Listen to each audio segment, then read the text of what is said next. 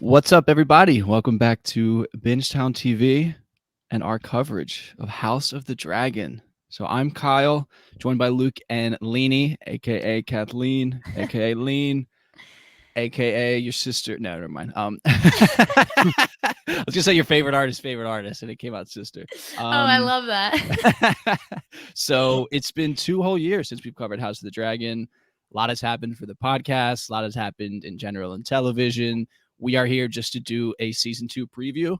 We couldn't stay away. We've been rewatching the episodes. We've been re-listening to our episodes. So chomping at the bit to get here and talk about it. We have just a couple agenda items here. So we'll give our season 1 rewatch thoughts, like I just mentioned, our current top 5 characters. We'll describe our allegiance so everyone knows what page we are on when we're giving those characters. We've got a surprise segment being Who Said It, which I didn't tell you guys about because I didn't want you to be clocking any quotes from people. And then we'll give some death predictions. Well, you guys will give death predictions because I am our resident subject matter expert because I have read Fire and Blood twice now. I actually reread it 2 days ago. And we'll give our MVP and LVP of the season predictions. And then you two will then give your predictions for who is going to be sitting on the Iron Throne at the end of the season. So without further ado, we'll maybe try to get into it. I don't know if you guys have any opening thoughts before we want to jump into your season 1 rewatch thoughts. No, I can jump right in because my rewatch thoughts will be my general thoughts.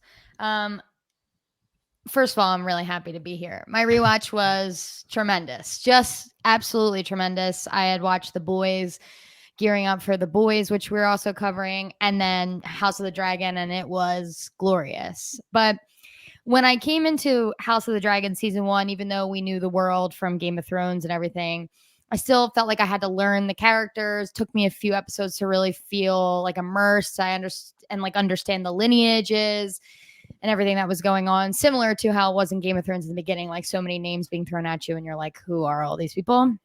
Now I feel like these people are my family. This is personal. Rewatching the beginning episodes with the knowledge of the entirety of season 1 and where the characters would end up was such a joy. The big moments still hit so big, and then I could really enjoy and revel in the smaller moments as well.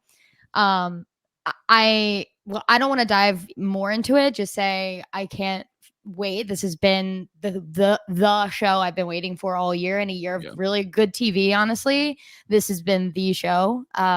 So Luke, how do you feel?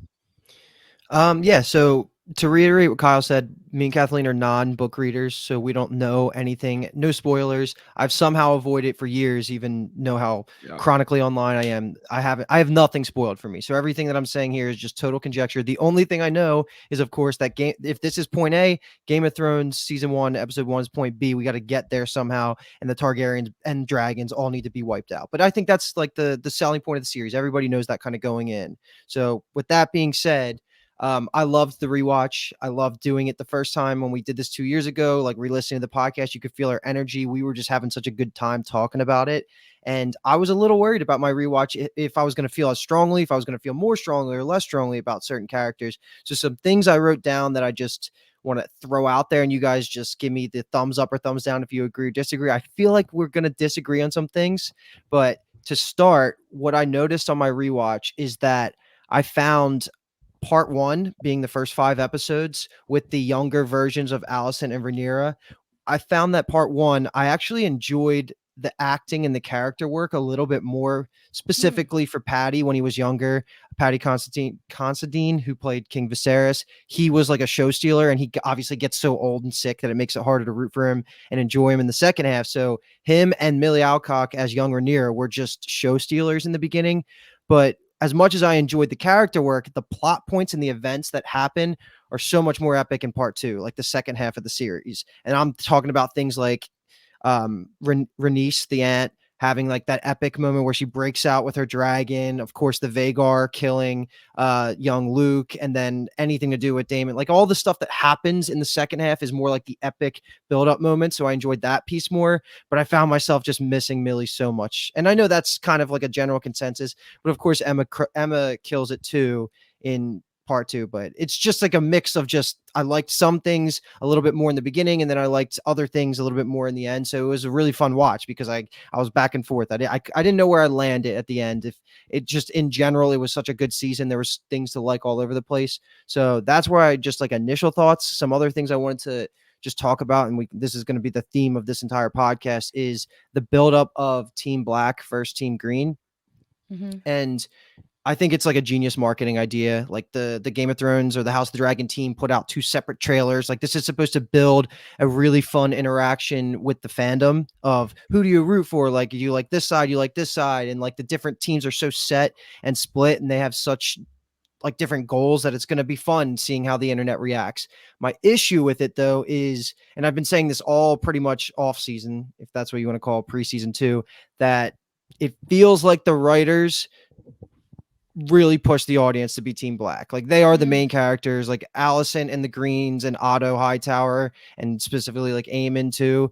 They're the bad guys. So that's my biggest complaint about the idea. Like on paper, it makes a lot of sense, but I don't know if it's just my area of the internet, but I don't see any support for Team Green. And I have a feeling we're going to be heavily Team Black on this podcast. So that's my biggest complaint about it, because it definitely felt like Rhaenyra and Daemon ended up being the good guys, quote unquote, the good guy side. And then, that's my biggest complaint about that. But besides that, the last couple things I'll throw out there are just that Aegon is the man, little baby monk from the Last Kingdom, or sorry, Aemon Targaryen is the second oldest son of Rhaenyra, I'm all over the place. The second oldest son of Alicent, was like a show stealer. I thought Daemon was going to be captivating the most on the rewatch, but it actually ended up being Aemon for me. And we're biased because he is a big actor from one of our other shows that we covered, The Last Kingdom, but he was just fucking fantastic on the rewatch. And just every time he opens his mouth, every time he talks, he's just a scene stealer. So he was really fun. And I actually even enjoyed his older brother, who is now the king, Aegon, on a rewatch. And everything I'm seeing about the behind the scenes stuff with the actors, like these guys are having such a good time. Yeah. Aegon, I think, is going to be a lot bigger in this season, obviously, because he's the king. So that's going to be fun to watch. And then the last thing I'll just say, just as like a rating after I rewatch it, 9 out of 10 for a season. And that point is solely docked because of their need to kind of center the plot around A Song of Ice and Fire, which I will not talk about much, but I hate the prophecy and I hate everything to do with that because it leads to season 8 of Game of Thrones. So besides that, it was a near perfect, just fantasy season. So I really loved it. I have a question and a comment. The question will be, you stated in the podcast that the finale was your favorite episode and the best episode. Do you still feel like that after a rewatch? I binged it so fast this time around that it wasn't really stopping, because like at the time we were doing it weekly, but I would still say yes, probably, especially because of how it ends, like the camera focusing on Rhaenyra. Like I was ready to run through a wall, and that all those emotions, I felt them again, and like the sides being drawn, and like Corlys and Rhaenys coming together and declaring for Team Black, and then of course like Aemon freaking out that he just started the war by killing Luke. It all kind of culminated, and I still think it was the best episode of the season. Yeah, and then my comment will be that while you are saying it's very obvious that the Blacks are like the quote unquote good guys, the show has done a lot of work to make it less obvious compared to the book. The book is very cut and dry, pretty much, that while war is war and things were done on both sides, that the Greens are primarily like in the wrong. Allison is like a caricature of like the evil stepmother trope in the books. So they've done, I think, a decent job of making them more empathetic.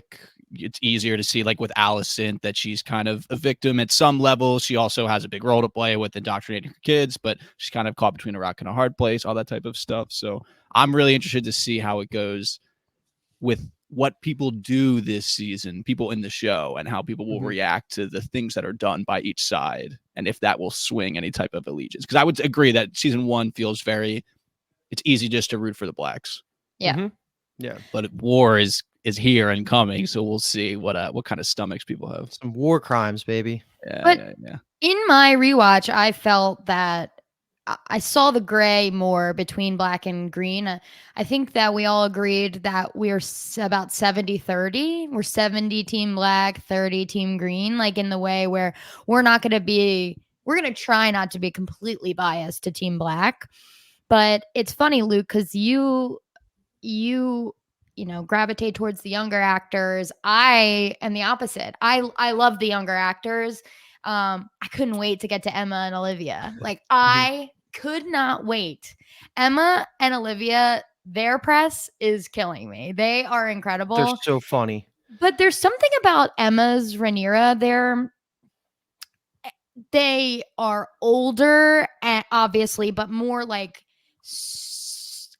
Millie's was still young and funner. Like, I feel like Millie's was really getting into the trouble, whereas Rhaenyra is as the older Rhaenyra is a great mother, I feel. And I don't know, something about them really draws me to Rhaenyra older, and specifically Olivia and Emma together in scenes when I'm like gobbling it up. Like, their chemistry on screen shows as well. But yeah, I mean, I don't want to hop into allegiances, but obviously I'm Team Black. But I don't know if I'm biased because of the actors, but I do kind of like Team Green sometimes too. Yeah, of course. That's totally fair. That's totally fair. Yeah, my season 1 rewatch just thoughts are, I love it. It's just great.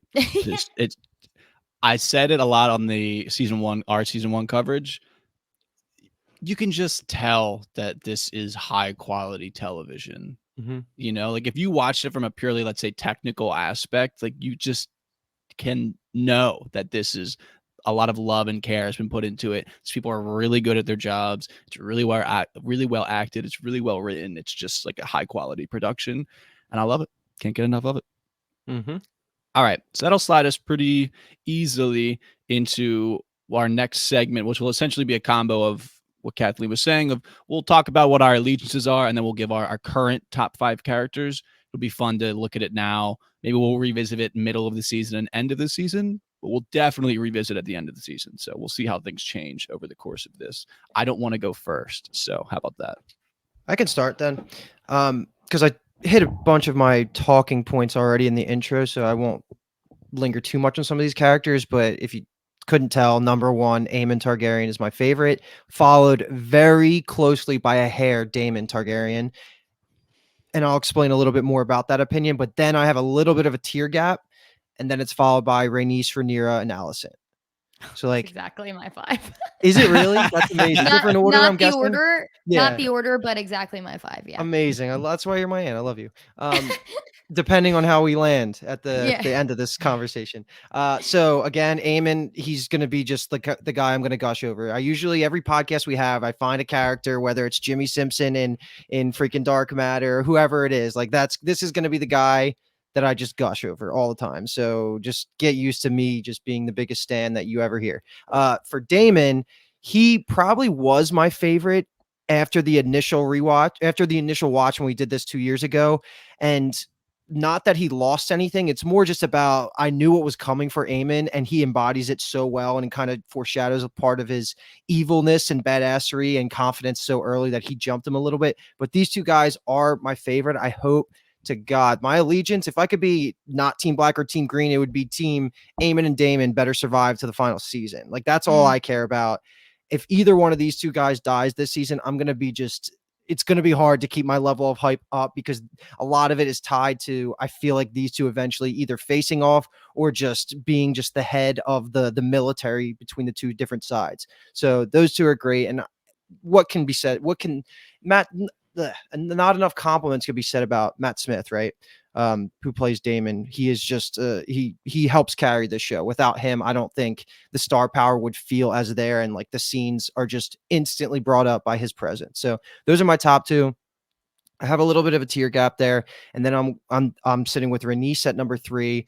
She has some of the most just badass scenes, and just the way that she is on the other side of her life story, the majority of it. Like, she's on the end of her story. She is already an established person in this universe, has gone through the marriage, the kids, the alliances, all that stuff. And she's already over like trying to be the queen that never was. And yet she still is just so sure of herself. She's such a consistent piece, and I love her relationship with Corliss and how that's going to be such a backbone of Team Black. She's just great on screen. I remember just us three collectively just gassing her up every time she did anything. Yeah. So she ends up being number 3. Kathleen, I'll let you do Rhaenyra because I'm pretty sure that's going to be your favorite character, but Rhaenyra is amazing as well. The only thing I'll just say is that her moment in the second half of the series when she is the only one on Team Black that is trying to hold everybody back from war, and she's actually contemplating the idea of, is it more my goal to be the ruler, or is it more my goal to save lives and make a peaceful Westeros? Like, that alone is just such a powerful character trait that she's going to be a great lead for Team Black. And then the last one is just Alicent, who I love her. I love Olivia Cook so much. And she is fighting such an uphill battle, again, being, like, to use Kyle's word, like the bitchy stepmom. Like, she is that. But at the same time, I find myself slightly rooting for her because she did have a lot against her. She was a pawn of Otto Hightower, like, in her family. And Rhaenyra did screw over a little bit in the beginning. Like, young Rhaenyra set her up to fail a little bit with the whole Kristen Cole thing. All that kind of happens against her. So I'm not going to act like she's like a perfect person, but she's going to be a fun part of Team Green. I really enjoy when she's on the screen. So just my allegiance in general, though, like, yeah, I'm 70-30 on the side of Team Black sounds right, but my true allegiance is Aemon and Daemon. Luke, if I recall correctly, you're an Otto boy, right? I thought we all, as a podcast, were, just because he's like a Tywin Lannister kind of presence. So I think I only listened to our coverage of the first episode and then 7, 8, 9, and I have 10 left. I'm just gonna go to 10. I skipped a bunch because they were really long. Jesus Christ. They were. But I on the rewatch, I can understand why someone would like Otto as a character, as a Tywin type. No, I don't like Otto. I'm not an Otto boy. My rebuttal is that Team Green wouldn't even be a threat without Otto, I think. Right, so fuck him. Yeah, that's fine. Fuck Kristen Cole too, but that's like a different kind of fuck him, I guess. Like, that's like middle fingers out to Kristen Cole versus Otto is more the Joffrey Tywin type in my head. Yeah. All right, before we move to Kathleen, because I assume, Kathleen, you'll follow up with your top 5 characters. Sure. Who is your, like, one to watch? Who is a character you're keeping an eye on that you think maybe could find their way into the top 5, but they're not currently in your top 5, Luke? I asked that selfishly because I have a character that I want to say when it gets to my turn, so I wanted you guys to have the opportunity. I have mine as well. Yeah, you saying that second part, really, like, the wording is kind of throwing me off a bit because I wanted to say Larys Strong as the person to watch because he is the Littlefinger or the Varys character that is going to do something crazy this season, whether it's just to prove himself to Alicent or there's going to need to be some wrenches thrown in there. So, but I don't think he'll break top 5 because of that is why I'm, like, hesitant to say him as a character, but I'm really looking forward also to seeing the brothers, Eric and Eric. Like, I hope they build them up a lot, but again, not top 5 worthy. It's going to be tough. Maybe Corliss has a shot if he has some powerful military moments, but he's also on the other side of a sickness that he beat. So I don't know if he'll have any of those chances, but those are my initial. You want to run through the whole IMDb list, Luke? All right, Lee. I mean, I don't know. I love you. Fuck you.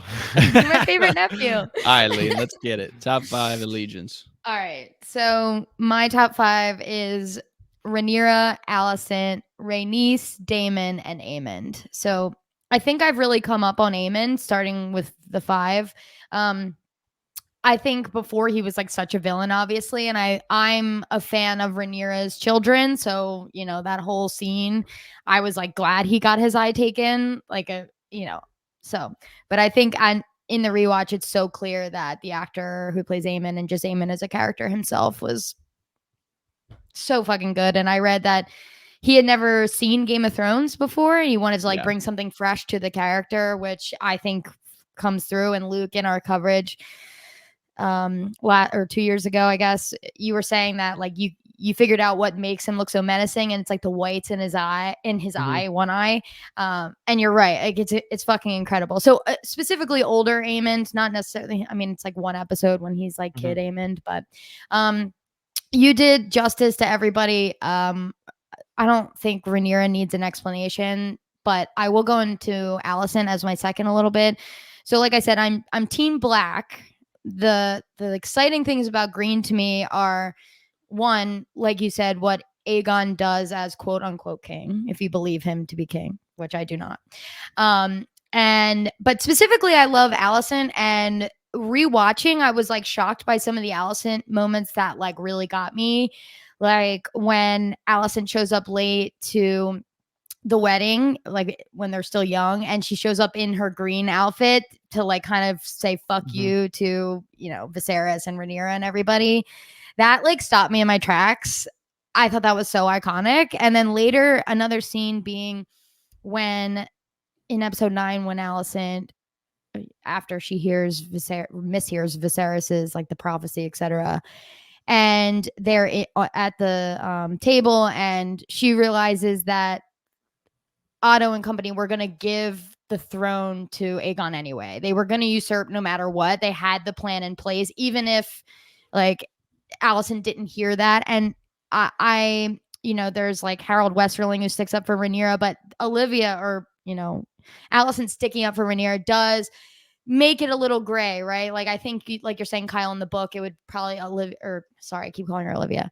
Alicent in the book would probably be like, yeah, fuck it, kill her, who cares, probably, to get her kids on the throne. But in the show, they're doing a really good job, especially at the dinner when they were gonna be friends again, and Rhaenyra was gonna come back on Dragonback, and then, you know, all this happens. I felt so happy for a second. I was like, yo, they're good. They're good. Yeah. And so Alicent, although she is kind of a little bit devilish, I really enjoy. So yeah, so Rhaenyra, Alicent, Rhaenys, Aemond, and Daemon.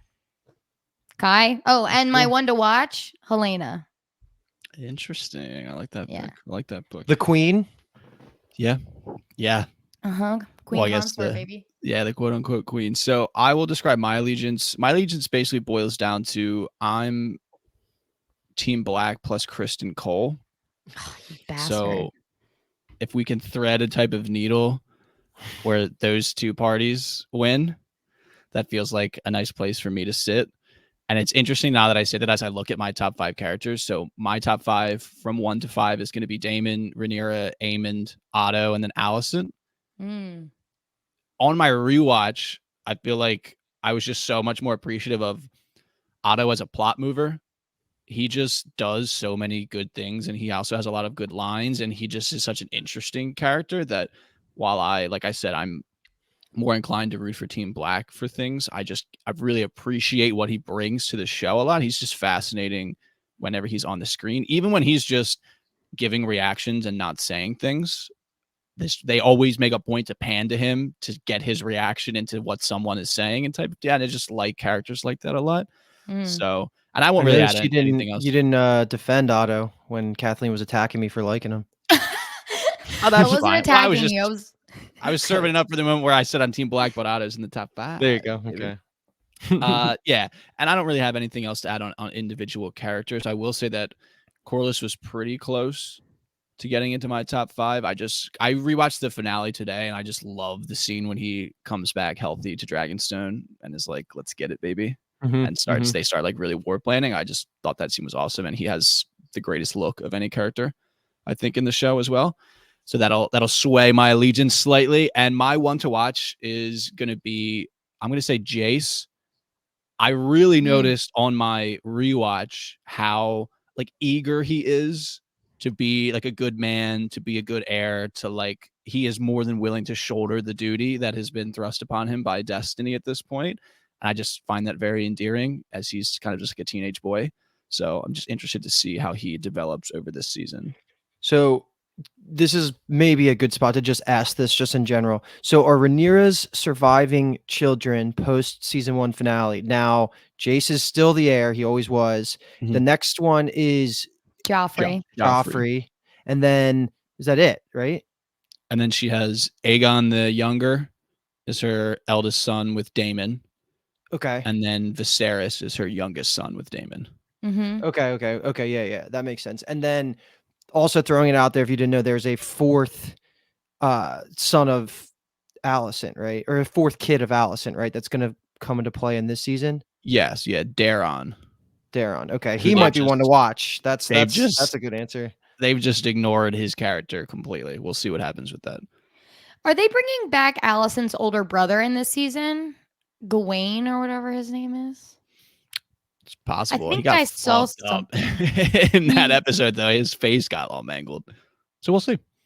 Okay. They're going to introduce a lot more characters. So we'll Cool. see. There's going to be some wild cards that we aren't even thinking about right now that are going to pop up, and we're going to be like, oh, I like that mofo. So we'll see. All right. Now we're going to slide into our secret segment that I didn't tell you guys about, which I'm calling Who Said It? So we've got 10 quotes. I've given them all a difficulty ranking. Purely just on the fly. I don't really know what I was thinking when I did that. So I'll just go at them randomly, and then you guys can say Shout who you them think it out. is. Yeah. And is one of them the one I answered in Discord? No. That was Okay. that was what started this, where I was like, oh, maybe this would be fun to do, type of deal. Okay. Cool. Yeah. That was going to be Corliss's quote, but then I changed it. Corliss, I guess a hint. Corliss has, I would say, the most difficult one. I gave the quote I gave for him a 10 rating. Wow. And they are slightly skewed. They're skewed towards the end episodes because I know those are the freshest ones that are in your mind. So I didn't want to completely throw you off guard with like a random quote from the 20th minute of the third episode. So we'll start. We'll say, how about this one? Come, let us drown our cups to these three strong boys. Amen. Buzz. Oh. Buzz, No buzz, just scream. All right, we started Amen. there. We started these there. All right, maybe we'll give you another softball to warm up. So you want me to be your whore? Who says that? There's no way that it's Rhaenyra. No, it's not Alicent. So you want me to be? I was gonna say Damon's. Damon had the whore that he like said he got married and pregnant, but then didn't. You took that all back. but you're saying- No. Yeah, that's exactly what I was thinking of. Oh, Iconic scene here. Iconic scene. Give us the episode. Probably the most memeable scene, maybe, that came from. It happens. It's in the earlier half of the season. Hold on. So you lied. Well, I said they skew towards the back end of the season. So you want me to be your whore? Say it again and read it exactly how they say it. Yeah. Okay, let me get like my completely disappointed and just like devastated face on as I was trying to profess my love to you, and then I get rejected. So you want me to be your whore? Kristen Cole. Yes, Kristen Cole. Yeah, they needed the emphasis like that. Okay, there you go. Let me set the scene for you a little What's bit. the memeable scene? I can't even think of it. Even It's when just you his say- face with that quote Oh, at the bottom of it. okay. When he's like, I want to run away and eat Oh, okay, on the boat. oranges. Yeah, there you go. Got it. All right. She can have her answer now, stuffed in her father's mouth along with his withered cock. Let's end this mummer's farce. Damon. That's Damon, yep. That's a good one. On the bridge. Yeah, there you go. That's in Yeah, the finale baby. right there. Dragonstone. All right. They will be married soon. It isn't so bad. Mostly he just ignores Helena. you. Helena, Yes. no. Except sometimes when he's drunk. Yeah. And that's the you were speaking of Otto reactions. That's the best one is when Otto just like claps because she spoke in public. That's a really good one. All right. Dragons can fly faster than ravens, and they're more convincing. Rhaenyra. Young Rhaenyra. Nope. Oh, what? Oh, Jay says it. Yeah, yes, he does. Damn. That's a finale one as well. Oh, that's a Okay. good one. I'll save that one. So the stranger has visited me more times than I can count, Grand Maester. I assure you, he cares little whether my eyes are open or closed. Rhaenys. That is Rhaenys, yes. Yeah. Oh yeah. As she When looks she goes to upon- see her brother-in-law, right? Yeah. Mhm. If war's first stroke is to fall, it will not be by my hand. Alicent. No, Rhaenyra No. says that. right? Yeah, Oh, I knew that would be the switch up. Damn That's it. really funny. Damn. All right. How about this? You imbecile. Otto? Is it Corliss? No. Is it you imbecile? Is it King Viserys? No. Viserys is not on the list. Okay. You imbecile. Do it again, but in the Yeah. actors. You imbecile. I keep wanting to say Rhaenyra, but I am assuming no. Hold on. You imbecile. Oh, Allison. Yes. Yeah. Oh, Yeah. duh. It's Mhm. hold on. Let me think if I can. I thought the follow up would be the hint. a Oh, little it's bit. it's when they're in the cart, right? Yeah, and and she's she's trying to like, tell "You love Aegon. me." You Yeah, love me? yeah. Yeah, and she just looks at him. It's like, oh my gosh, you're an imbecile. Okay, let's see. We got 2 left, I believe. Hope is the fool's ally. Who's the fool's ally? This is from the finale. Otto. No, it's a good guess. Are there repeats? You said no repeats. There's Okay. no. Everyone has one. This one is Corliss. Correct. Yeah, and it's Mm-hmm. Good. Okay, I mean the last one left. Good Laris. with a golf clap. Good with a golf clap. Good with the golf clap. We actually already talked about it. Otto. Yeah, Otto. Oh, okay. It was at this Yeah. dinner scene. Okay. All right. That was There you go. good. I love that. Who said it? All right. Who That'll said wrap it? up. That'll wrap up. Who said it? And we'll move into this will just be Luke and Kathleen here because, like we mentioned, I know too much. I don't really have a round number, but let's get maybe 2 or 3, however spicy you're feeling, just death predictions. Okay, I got it. Who do you think? Since you started the last one, Lukey. Yes. Who do you think will no longer be with us when the credits roll at the end of the season? It's funny when you said Eric and Eric because I said specifically Eric, who is Team Black, is gonna kill Eric at some point in this season, just for a fun one. Okay, Then like that. I went for 2 big characters. So I went with Otto because I really thought Otto was gonna die in season 1. So I'm gonna keep that for season 2. Then 2, which would be devastating since I did a Team Green big one. I picked Rhaenys for this one, although I don't want her to die. That's my big guess for this season. Okay, that's a good one. Okay, so for me, my number one, and again, I know nothing, so I could be way off base here, but I'm guessing Aegon, the king, right now. I don't think he'll survive being the king into season 3 because we got to kill some Targaryens, some Blondies at some point, right? Like that's just got to happen. Can't all be season 3. So Aegon's my number 1 prediction.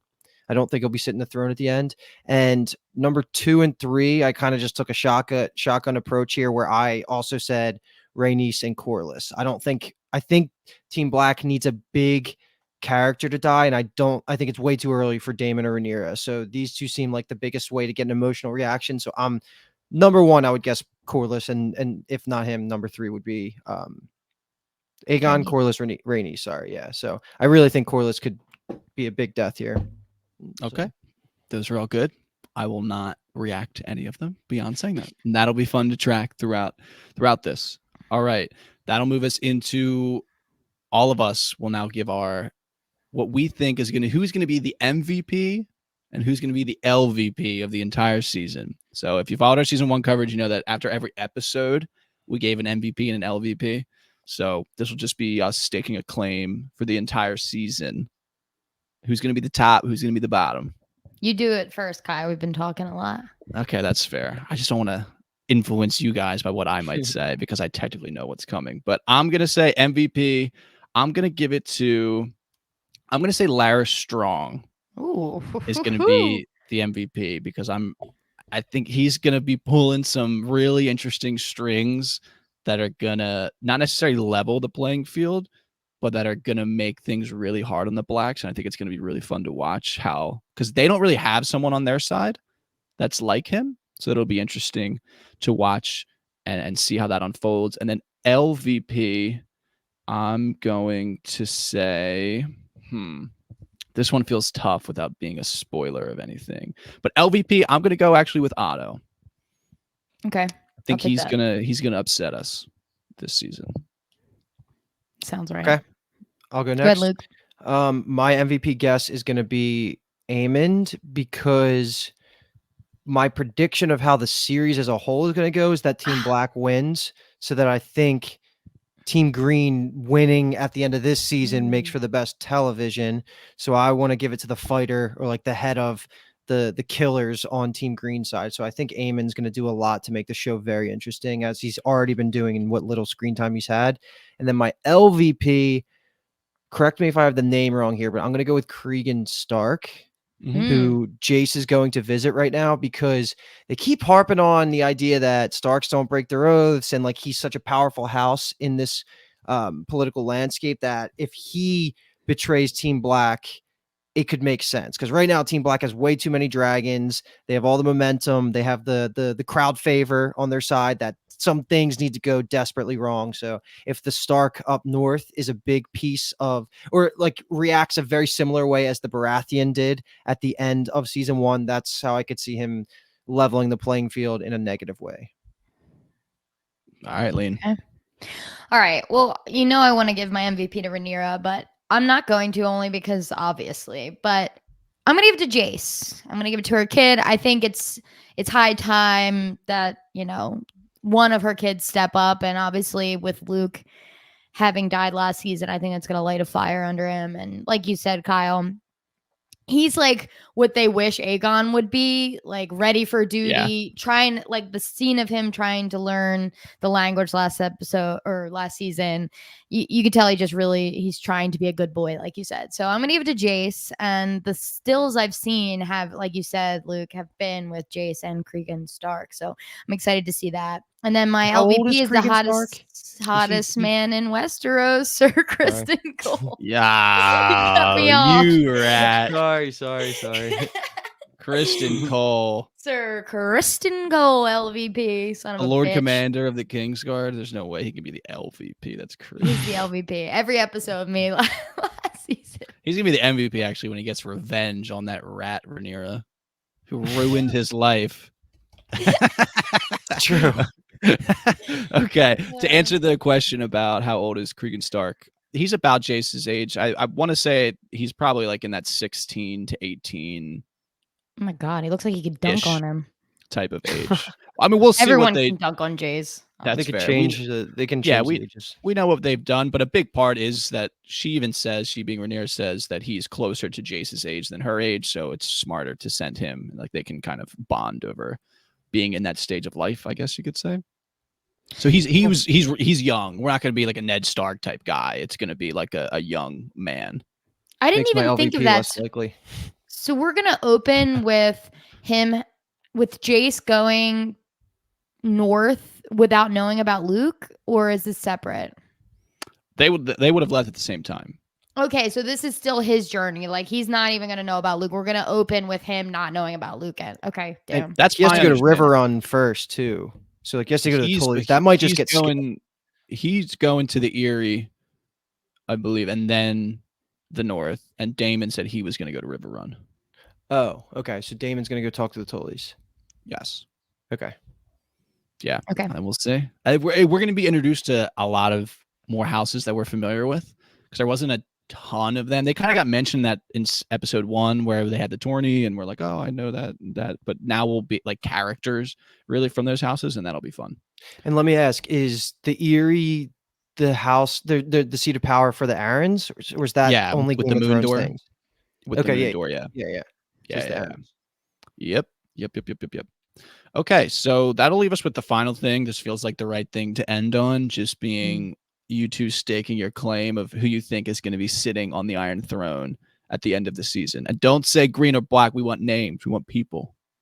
And this might say, and I just want to say that the correct answer will end up being who's sitting on the throne, potentially being like who controls King's Landing. It might not be who, like the war is probably not going to be over at the end of the season, but right. Yeah. So mine is what Luke already said, but when you asked the question, I didn't realize you meant at the end of the season. So Luke, our answers differ slightly, because I thought Endgame Aemond, like an Aegon death, but a green win. I don't want that, but that's just something I guessed. But you think that for season 2. I think that for Endgame. So we are technically different. Wait, so you're saying that, say that again? Aemond will sit on the throne at the end of the series? That's a big swing. Yeah, I like which it. is it's what? Oh, I like that. Oh, No, okay. yeah, Yeah, the series. So an Aegon death, meaning Aemon. But I wanted to ask a question because if you recall, Magicians, greatest show of all time. There's that episode where Margot is marrying like a king or something. The fairy queen's making her marry that guy, and then the little brother just comes and fucking cuts his head off so he can marry him. Yeah. Her. Mhm. So I'm thinking of that in these terms, and spoiler alert, but that's not really a big spoiler. But does Aemond want to be the king?